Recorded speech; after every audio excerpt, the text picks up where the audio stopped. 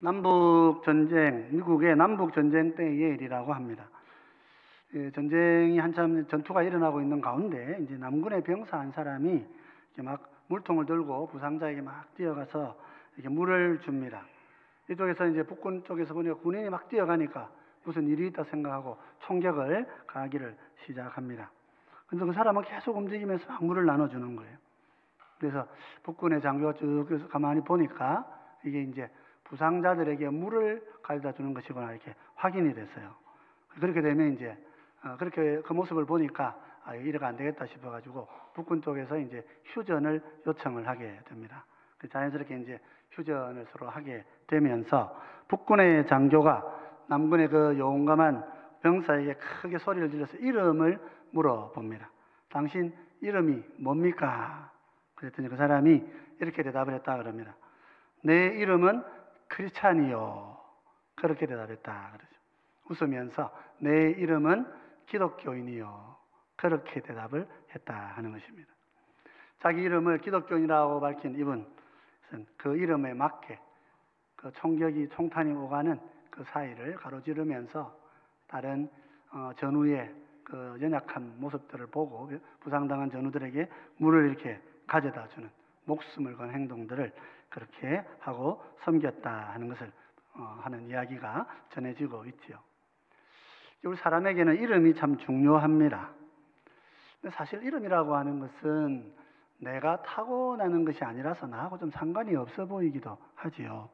엄마 뱃속에서 내가 태어날 때 내가 이름을 갖고 나오지는 않잖아요. 근데 그 이름은 누군가가 이름을 붙여줍니다. 근데 그래서 사실은 이름하고 나하고는 전혀 좀 상관이 없는 거예요. 근데 살아보면 어떻습니까? 살아보면 사람은 이름대로 살기도 하고요. 그 이름이 그 사람의 모습을 보여주기도 합니다. 그래서 이름 값이라는 말도 있고요. 그래서 이름이 그저 주어진 것 같지 않아 보인다 하는 것입니다. 그래서 사람은 이름을 규정하는 대로 그게 그 사람의 특징이 되고 이름이 마치 그 사람의 속성을 보여주는 것처럼 여겨지기도 합니다. 하나님의 이름도 그렇습니다. 근데 사람은 사실 하나님이 누구이신지 알 수가 없습니다. 근데 하나님께서는 자신을 우리에게 우리의 말로 하나님을 소개해 주셔요. 우리의 언어라는 건 우리 사람의 말이기 때문에 사실 하나님을 나타내는 말로는 적합한 것이 못 됩니다. 그런데 하나님께서 자기를 낮추어 가지고 자신의 이름을 우리에게 알려주시면 놀랍게도 우리가 그 이름을 통하여서 하나님을 만나게 되고 경험하게 되고 체험을 하게 되는 것을 보게 되죠. 그래서 하나님의 이름을 안다는 것은 자연스럽게 하나님을 아는 것이 되는 것입니다. 그래서 하나님의 이름을 배우고 아는 것은 매우 중요한 것이죠. 그래서 앞으로 5주 정도는 오늘을 포함해서 5주 정도 하나님의 이름 곧 신명에 대해서 좀 함께 묵상하고 은혜를 나누고자 합니다. 신명은 이제 신명기의 신명은 아닙니다. 신명기의 신명은 두 번째 명령이다 뭐 이런 의미가 되는 거죠. 그래서 그런 의미는 아니고 이것은 하나님의 이름이라는 의미에서 신명이라 그렇게 말할 수 있죠. 그래서 우리 하나님 이름의 의미를 여러분 잘 생각하시면서 하나님을 더 잘 알아가고 우리 신앙생활에 그것을 통하여서 더 큰 전진이 있는 그런 시간들이 되시면 좋겠습니다. 왜 우리가 하나님의 이름을 알아야 되느냐? 그것은 예수님께서 하신 말씀에서 분명하게 나타나고 있습니다. 예수님께서 우리에게 하나님의 이름을 알아야 된다고 직접 말씀하지 않으셨지만은 그러나 그 이름을 위하여 기도하라고 말씀하셨어요. 마태복음 6장 9절을 보면 우리가 잘 아는 주기도문의 첫 번째 간구가 나옵니다. 그러므로 너희는 이렇게 기도하라. 하늘에 계신 우리 아버지여, 이름이 거룩히 여김을 받으시오며. 이랬죠. 우리 주기도문은 크게 6가지의 간구 내용으로 주어져 있습니다. 앞에 3가지는 하나님의 이름과 하나님의 나라와 하나님의 뜻을 위한 기도입니다. 뒤에 3가지가 또 있습니다. 우리를 위한 기도입니다. 물질적인 필요를 위한 기도이고요. 또 정서적인 필요를 위한 기도이고요. 또 영적인 필요를 위해 기도하라. 그렇게 총 6가지의 기도의 범주가 이렇게 나와 있습니다. 성도는 기도하는 게 굉장히 중요합니다. 무엇을 기도하느냐가 매우 중요한 것인데 예수님께서는 6가지의 범주를 주셨어요. 하나님의 이름을 위하여, 또 하나님의 나라를 위하여, 하나님의 뜻을 위하여, 또 우리 자신의 물질적이고 육적인 필요를 위하여, 나아가서는 정서적인 필요를 위하여, 한 걸음 더 가면 영적인 필요를 위해 기도하라. 그렇게 강구하신 것이죠. 가르쳐 주신 것입니다. 그래서 우리는 이 가르침을 따라서 기도를 해야 됩니다. 그러지 않으면 오늘 예수님의 말씀에 의하면 이방인의 기도가 되고 맙니다. 마태복음 6장에는 강구하는 우선순위를 이렇게 설명을 하고 있습니다. 우리 마태복음 6장 31절로 33절까지의 말씀인데요. 이 말씀을 다 같이 한번 읽어 보십시다. 같이 읽겠습니다. 그러므로 염려하여 이르기를 무엇을 먹을까, 무엇을 마실까, 무엇을 입을까 하지 말라. 이는 다 이방인들이 구하는 것이라. 너희 하늘 아버지께서 이 모든 것이 너희에게 있어야 할 줄을 아시느니라. 그런즉 너희는 먼저 그의 나라와 그의 의를 구하라. 그리하면 이 모든 것을 너희에게 더하시리라. 여기 보면 기도의 순서가 나와 있습니다. 종종 우리가 기도할 때는 뭐부터 기도하십니까? 내가 필요한 것부터 기도할 수가 있습니다. 그것도 주로 무엇을 먹을까, 무엇을 마실까, 무엇을 입을까, 주로 육적인 것에 대한 필요를 많이 기도하는 거죠. 내 자녀가 잘 되고, 직장에서 승진하고, 사회적으로 성공하고, 우리 교회가 또 잘 되고, 쭉 보면 영적인 듯 하지만 사실은 보면 뭡니까?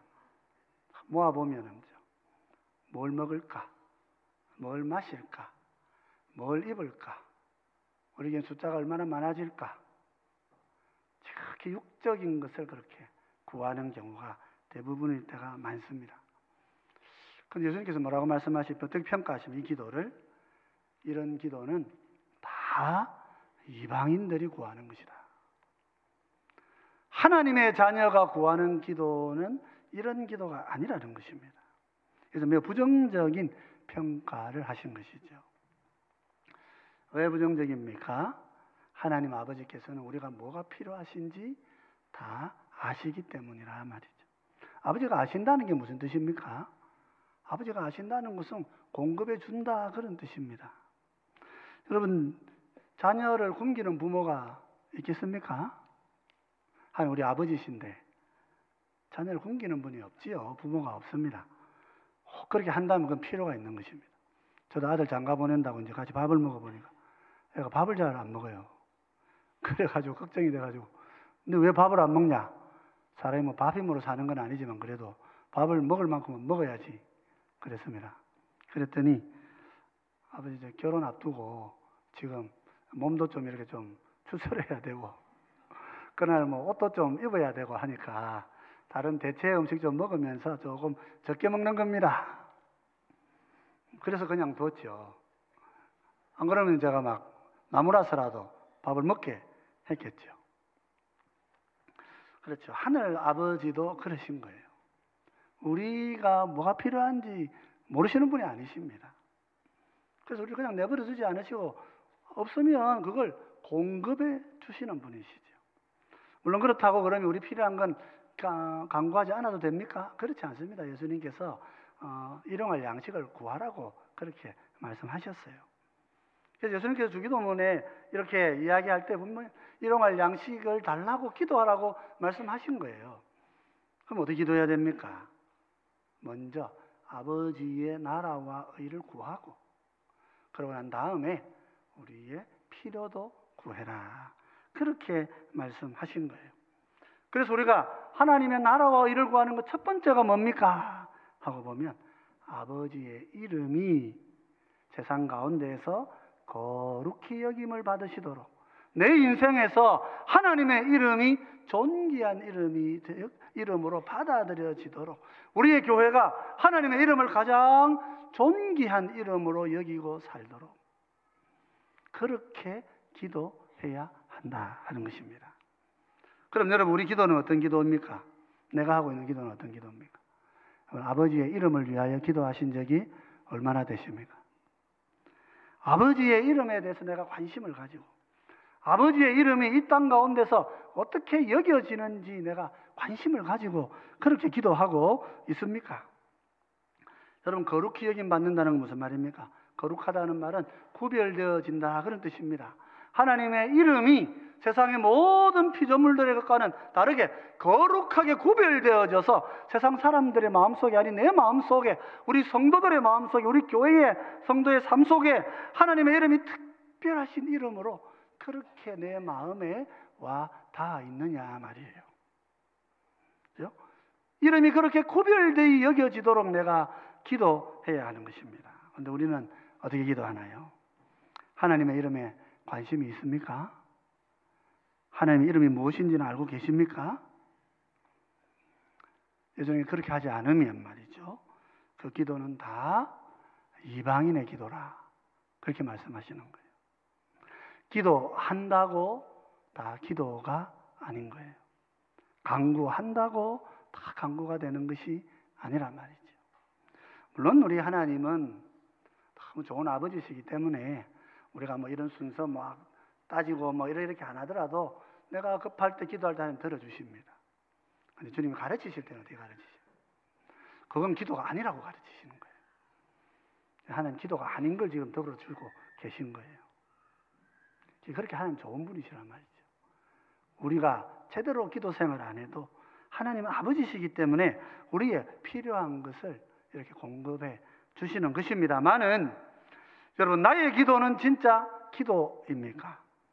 아버지의 이름이 정말 거룩히 여김을 받으시기를 간절히 그렇게 바라고 기도하고 계신가 말이에요.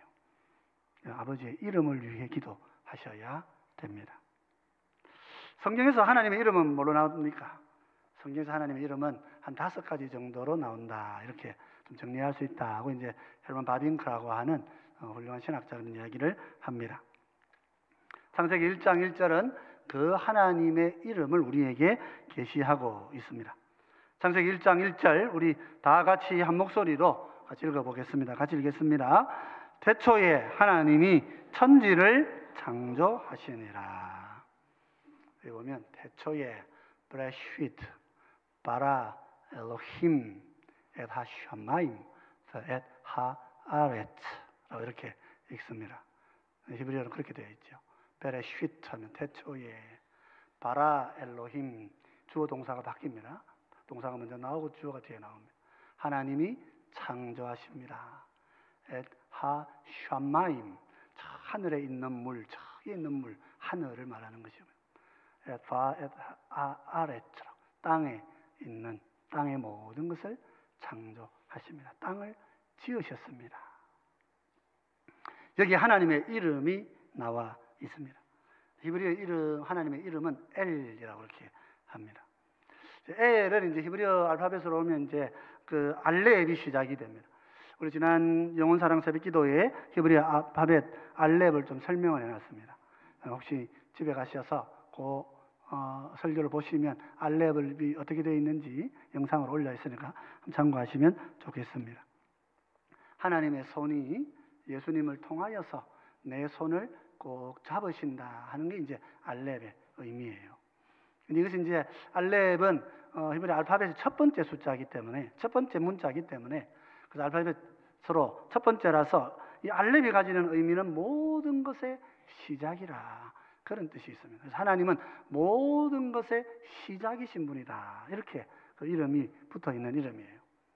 그리고 그 뒤에 보면 엘 해서 라메드라고 해서 리을 발음이 함께 묶여야 되는데, 히브리에서 이 엘을 나타내는 라메드는 모양이 지팡이처럼 생겼어요. 그래서 통치자의 지팡이를 의미합니다. 그래서 다스림을 뜻하는 알파벳입니다. 이 히브리에는 알파벳마다 의미가 있습니다. 그래서 엘이라고 하는 하나님의 이름은 통치자로서 모든 일의 근원이 되시는 분이시다, 이렇게 하나님을 생각하고 있는 거예요. 우리나라는 하나님 그러죠. 하나님 뜻이 뭡니까?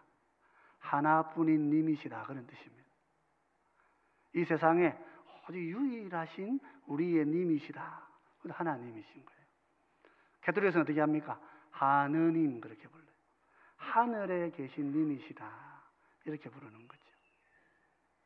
중국 사람들은 상제라 그래요. 상제. 세상에서 가장 높은 황제와 같은 분이시다. 일본 사람들은 감히 신이라 그렇게 부릅니다. 각자마다 개념들이 하나님에 대한 개념들이 있습니다. 근데 우리 히브리어 이 성경책에서는 모든 통치권의 시작이 되시는 분이시다. 그 이름을 엘이라고 이렇게 하나님의 이름을 부르고 있는 거죠. 그래서 창세기 1장 1절은 모든 것의 시작이시고 모든 통치의 근원이 되시는 엘이시라는 분이 온 우주 하늘과 땅을 지으셨습니다 하고 이렇게 선포를 하고 있는 거예요. 근데 이제 모세는 이 하나님을 이야기할 때에 그냥 엘이라고 하는 단수를 쓰지 않았어요. 엘로힘이라고 해서 복수를 사용하고 있습니다. 그래서 창세기 1장 1절을 굳이 이제 엄격하게 번역하자면 이렇게 됩니다. 태초에 하나님들께서 하늘과 땅을 창조하셨다. 그렇게 되어 있는 거예요. 근데 하나님들 이렇게 얘기했으면 복수로 받아야 되는데 동사 바라는 3인칭 단수를 받고 있어요. 그 의미가 3인칭 단수예요. 하나님을 복수로만 써놓고 그 뒤에 하나님은 한 분이시라고 하는 단수로 그렇게 동사가 받아서 그렇게 쭉 진행하고 있는 것이 창세기 1장 1절이라 그렇게 우리가 볼 수 있습니다. 그래서 우리가 성경을 보면 하나님은 엘들, 하나님들이 세상을 한 분으로 창조하셨다. 삼위일체의 이야기가 창세기 1장 1절부터 이렇게 선포가 되어지고 있는 것이죠. 그래서 우리는 왜 그러면 엘이라고도 해도 되는데 엘로힘이라고 하는 복수형을 썼을까 질문을 하지 않을 수가 없지요. 이것을 두고 이스라엘 사람들은 설명을 합니다. 이것은 하나님을 지칭하는 장음 복수형이다.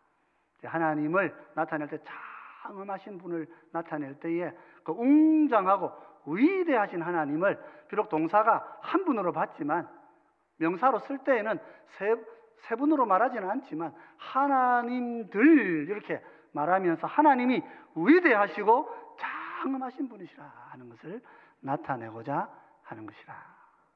그래서 이것을 장음 복수형으로 사용된 것입니다. 그렇게 설명을 하고는 있습니다.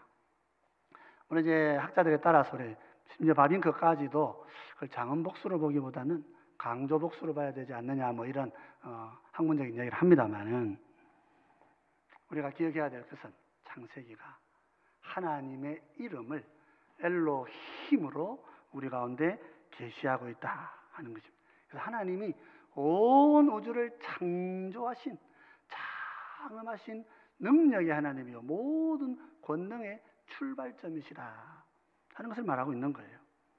사실 성경에는 하나님이 온 우주의 창조자라고 하는 말씀을 엄청나게 많이 기록을 하고 있습니다. 창세기 1장 1절도 뭐 오늘 본문이 그렇지만은 신약 성경에서 보면 골로새서 1장 15절 16절은 예수님을 이야기하면서 이렇게 창조주로서 이렇게 고백을 하고 있습니다. 골로새 1장 15절 16절입니다. 그는 보이지 아니하는 하나님의 형상이시요 모든 피조물보다 먼저 나신 이시니 만물이 그에게서 창조되되 하늘과 땅에서 보이는 것들과 보이지 않는 것들과 혹은 왕권들이나 주권들이나 통치자들이나 권세들이나 만물이 다 그로 말미암고 그를 위하여 창조되었고 이렇게 말하고 있어요. 하나님의 이름이 엘로힘이라고 하는 뜻은 분명한 사실입니다. 분명하게 밝히고 있는 사실은 하나님이 세상을 창조하셨기 때문에 모든 만물이 다 하나님의 소유입니다 하는 것을 고백하는 거예요. 여러분 세상은 내 것이 아닙니다. 여러분 교회도 내 것이 아닙니다. 가정도 내 것이 아닙니다. 우리 인간의 교만이라고 하는 것은 아버지라는 이름을 가지면 내가 아버지니까 내 가정에 내가 주인이야. 이 가정은 내 거야. 하나님이 보고 웃으셔요. 가정의 주인은 하나님이시요. 우리 가정은 하나님의 것이지 내 것이 아니에요. 교회도 마찬가지. 사람이 이래야 된다 저래야 된다 교회를 이렇게 말하지만은 교회는 사람의 것이 아닙니다. 교회는 주님의 것입니다. 우리나라 이래야 된다 저래야 된다 여러분 말이 많은데요, 우리 민주 주권 국가에서 다 그럴 수 있습니다. 그게 틀렸단 말이 아니고 인정해야 될 게 뭐냐면 하나님이 우리나라의 주인이시란 말이에요. 꼭 기억하셔야 됩니다. 하나님이 우리나라의 주인이시라. 그래서 우리는 하나님께서 모든 만물의 주인이시며 동시에 모든 만물을 다스리시는 주권자여 통치자시라 하는 것을 기억해야 되는 거예요. 그래서 만물이 다 주님께로부터 나고 주님이 지으신 거예요. 우리도 서양의 철학자들 또 철학신학에서는 우리가 하나님이 세상에 창조주십니다 하는 걸 가지고 엑스 니힐로라고 그래서 from nothing, 아무것도 없는 데서 만물이 나온 것이다. 그래서 하나님은 창조주시다. 하나님의 창조는 아무것도 없는 데서 지으신 독특한 창조이다. 이런 좀 철학적인 해석을 했습니다마는 우리 히브리어 원어에서는 그런 측면을 강조하기보다는 하나님들이 우리의 주인이시고 하나님들이 우리를 다스리시는 통치자이십니다. 그걸 고백하고 있단 말이죠. 그래서 히브리서 저자는 이렇게 2장 8절에 이렇게 얘기합니다. 만물을 그 발 아래에 복종하게 하셨느니라 하였으니 만물로 그에게 복종하게 하셨은즉 복종하지 않은 것이 하나도 없어야 하겠으나 지금 우리가 만물이 아직 그에게 복종하고 있는 것을 보지 못하고 그랬죠. 지금 시대는 종말의 날이 아닙니다. 완전 마지막 주님 오신 때가 아닙니다. 그래서 우리는 아직까지 불신자들이 세상에 존재하고 있고 아직까지 악이 이기는 세상을 봅니다. 그래서 때로 실족하기도 합니다. 나쁜 놈이 잘 돼요. 악인이 성공하는 것 같아요. 그래서 우리가 억울해하기도 합니다만은 이 시대의 특징이란 말이죠. 주님께서 반드시 만물을 자기 발 아래에 복종시키실 것입니다. 주님이 최고의 주권자여 통치자로 마침내 하늘과 땅 모든 것 위에 주님이 자신을 높이실 것입니다. 그럼 우리는 만물의 주인이시고 온 인류의 창조자가 되시는 삼위 하나님의 이름이 모든 것의 주인으로 존중함을 받기를 기도해야 되는 거예요. 그럼 나의 기도는 어떻습니까, 여러분? 나는 뭘 기도하고 있습니까? 뭘 먹을까? 뭘 마실까? 뭘 입을까? 하나님이 이미 주시는 그거 붙잡고 혹시 기도한다고 막 부들부들 떨고 있지는 않습니까? 예수님께서는 이방인들이 하는 기도다. 그럼 기도 아니라고. 기도는 우리의 소유주이신 하나님께서 내 인생에서 나 인생의 삶을 소유하고 계신 주인으로 존중받으시도록 내가 주님 앞에 무릎 꿇고 그 발 앞에 엎드릴 수 있도록 하나님 그렇게 나를 다스려 주시고 우리 교회를 다스려 달라고 기도하는 거예요. 그게 기도예요. 하나님 엘로힘이라고 쓰는 두 번째 이건 하나님 통치권을 가지고 계시다고 했어요. 엘로힘 하나님은 선과 의와 평강과 희락으로 만물을 다스리신다. 사도 바울도 하나님의 나라를 영적이고 정서적이고 우리 삶 속에 어떤 하나님의 주권적 통치를 이런 새로운 다른 단어로 설명하고 있어요. 로마서 14장 17절인 우리 같이 한번 읽어 보십시다. 같이 읽겠습니다.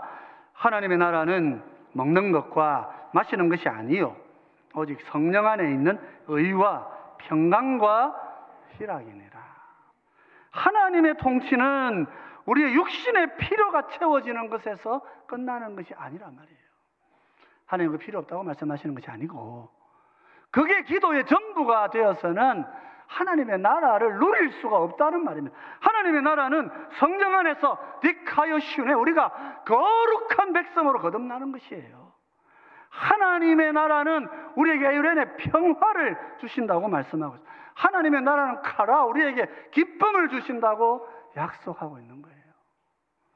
여러분 세상을 살아가면서 내가 악에 서 있고 내가 악한 자리에 있고 내가 다른 사람을 정죄하고 있고 내가 남을 비난하고 있고 내가 남을 꺾어내리고 있으면 그거는 물질이 아무리 많아도 하나님 나라를 못 누리는 거예요. 내가 아무리 물질이 많아도 내 마음에 주님이 주시는 평강이 없으면 천국이 없는 거예요. 그죠? 내 마음에 기쁨이 없는데 돈을 300조 400조 갖고 있으면 뭐 하느냐 말이에요. 그래서 주님께서도 우리 필요를 구할 때도 어떻게 기도하라 그러십니까? 물질의 필요, 일용할 양식의 기도. 그 다음 뭐예요?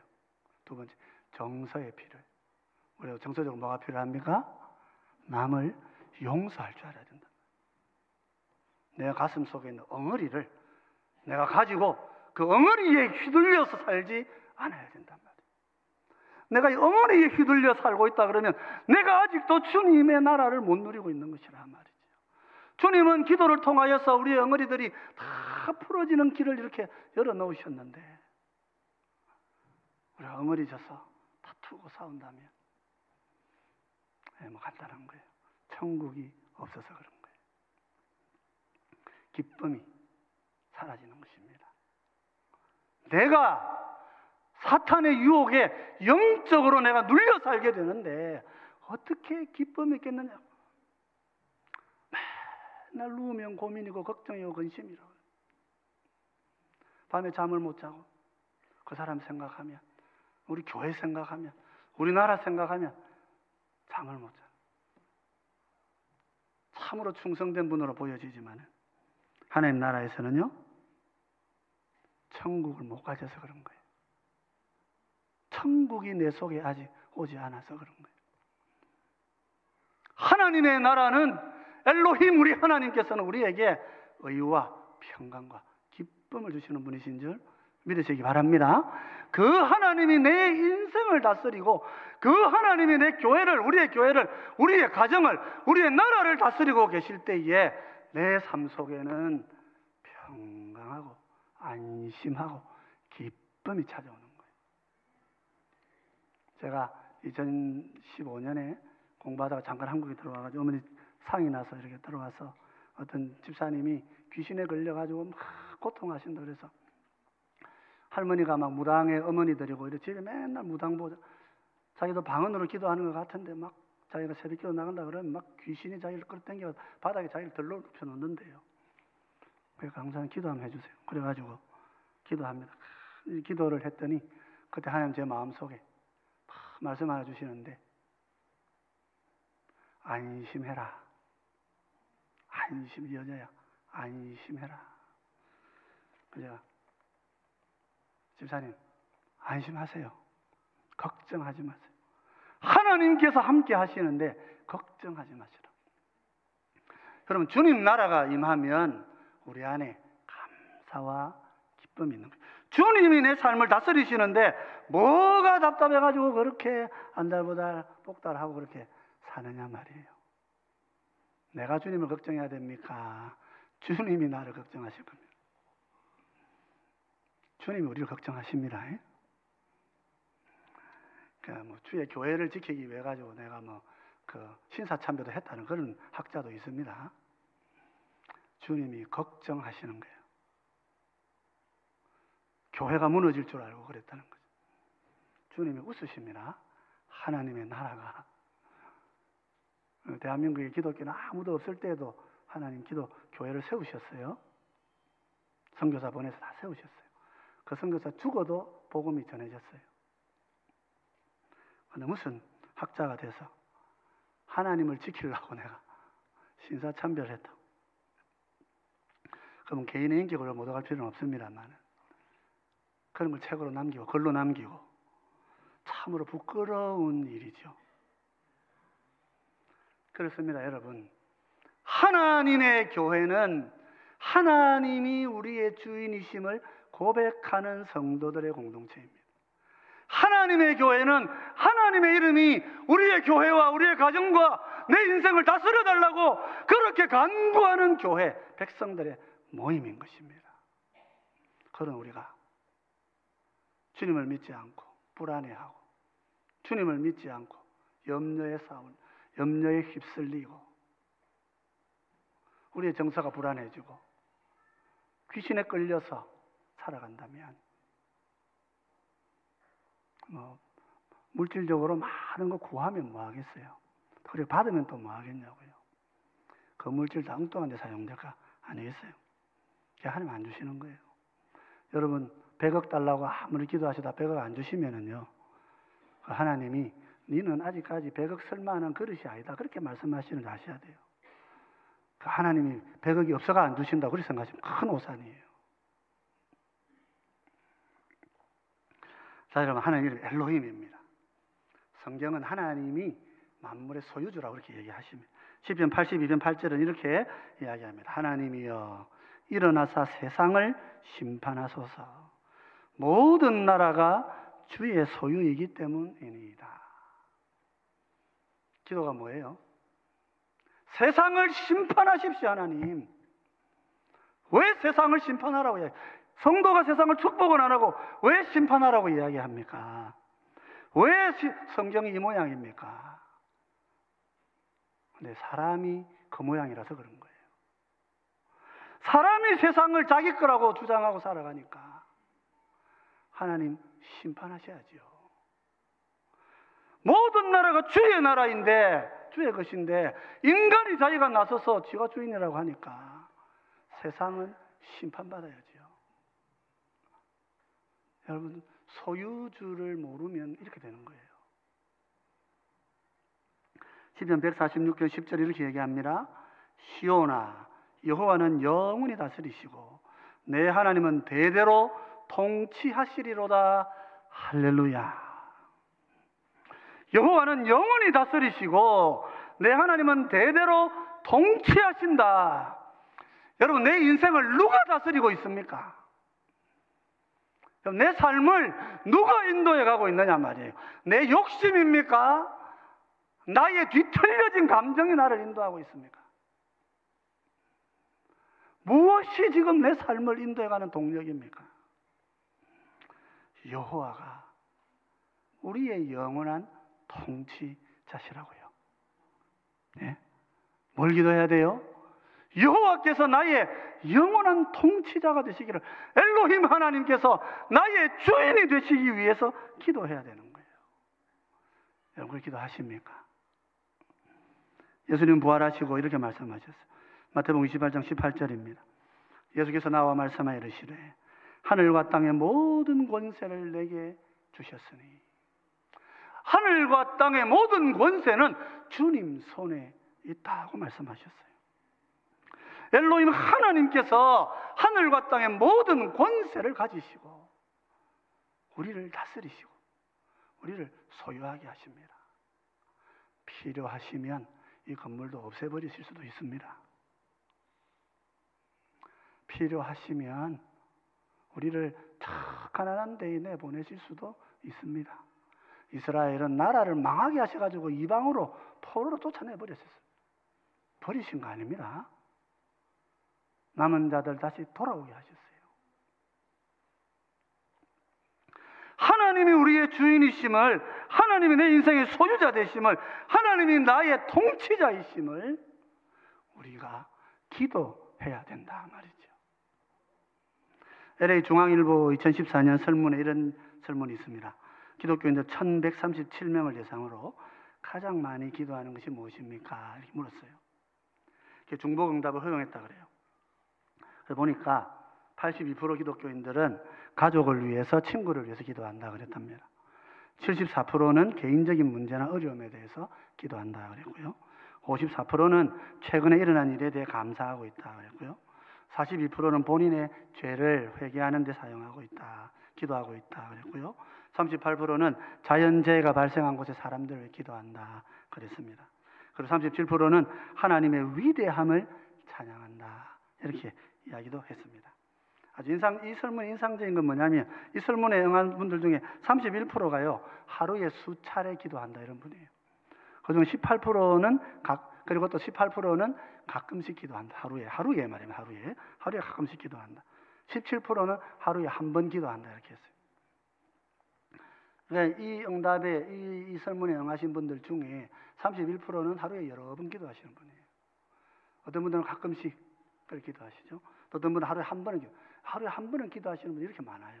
이렇게 많은 분들이 기도하셨어요. 근데 이 기도 제목을 보면 참 우리에게 도전이 되죠. 아, 정말 재앙 속에 있는 분들도 기도해야 되겠구나. 그런 생각도 들고, 어려움 있는 분들을 위해서 또 북한을 위해서 기도해야 되겠구나. 그런 마음이 듭니다만은, 그런데 심각한 건 뭡니까? 이분들은 다 주님이 가르친 기도가 없다는 거예요. 하나님 찬양한다, 뭐 그런 말은 있다. 뭐 그것도 같이 포함시킨다면 37%가 되겠습니다만은, 엄밀한 의미에서 하나님의 이름이 거룩히 여김받기 위하여 기도하는 사람은 한 사람도 없는 거예요. 우리는 어떻게 기도하고 있습니까, 여러분? 뭐 이 잘못은 목사님들한테 있다, 저는 그렇게 생각하고 있습니다. 안 가르쳤으니까. 한국교회 성도들에게 안 가르쳤으니까 아마 그렇겠죠. 뭐 좋게 해서 37%가 그렇게 한다 하지만 60%의 많은 사람들의 기도는 여러분 이방인들의 기도예요. 제가 말씀드리는 게 아니고 예수님이 이렇게 말씀하시는 거란 말이죠. 자, 그렇습니다, 여러분. 우리는 어떻게 기도해야 되겠습니까? 우리는 주님이 가르치신 기도를 해야 됩니다. 아버지의 이름이 거룩히 여김받으시 이를 기도하셔야 돼요. 아버지 이름은 5가지 정도가 있다 그래서 오늘 엘로힘이라는 이름을 설명을 드립니다. 하나님은 우리의 소유주이시고 하나님은 우리 인생의 주권자입니다. 우리가, 내 가정이, 내 자신이, 우리나라가, 우리 교회가, 대한민국과 모든 세계가 하나님을 우리의 소유주로 알고 하나님을 우리의 주권자, 통치자로 인정하고 그 하나님의 말씀 앞에 무릎을 꿇도록 우리가 기도해야 된단 말입니다. 그게 여러분 내가 뭐 먹고 사느냐, 뭐 입고 사느냐보다 더 급한 기도란 말이에요. 그게 우리가 가장 힘써서 하나님께 해야 될 기도. 하나님은 우리에게 가장 원하시는 기도가 그걸 듣고 싶어 하신단 말이죠. 뭘 그래, 내가 다 줄 건데 왜 자꾸 그런 걸 기도하냐고. 이 세상을 위해 기도하고 이 땅을 보고 하나님의 이름이 뒤로 밀려난 세상을 보고 하나님의 이름을 가장 존귀히 여기는 기도. 그 기도가 오늘 우리의 삶에 필요한 것입니다. 다음 주 추수감사절인데요. 뭘 고백하는 날입니까? 내 재산 모두가 다 주님 것입니다. 고백하는 날이잖아요. 여러분 그렇게 생각하고 계십니까? 내 재산 전부는 다, 내 소득 전부가 다 주님이 주신 겁니다. 주님 겁니다. 여러분 헌금 준비하면 돈이 아까울 수도 있어요. 거짓말로 하실 필요는 없어요. 근데 기억하셔야 돼요. 나의 모든 재정도 다 하나님의 것이. 내 인생 전부도 하나님의 것이. 오늘 집에 가다가 하나님 부르시면 그냥 우리 천국 가는 거예요. 왜? 주인이 나를 부르시면 집에 가야지요. 여기 뭐 이 소풍 나와가지고 여기도 이렇게 우리가 오래 있을 필요가 없어요. 하나님께서 우리를 부르시는 날, 하나님의 내 인생 전부를 인도해 가시는 날, 내가 주님 앞에 서서 고백할 한 가지. 주님이 내 인생의 주인이시고 주님이 내 삶의 통치자이십니다. 여러분 그런 고백하시는 여러분 되시기를 바랍니다. 그렇게 기도하시고 그렇게 하나님 이름을 알아가시고 그렇게 하나님을 찬양하시는 우리 모두가 되시기를 주의 이름으로 축원드립니다.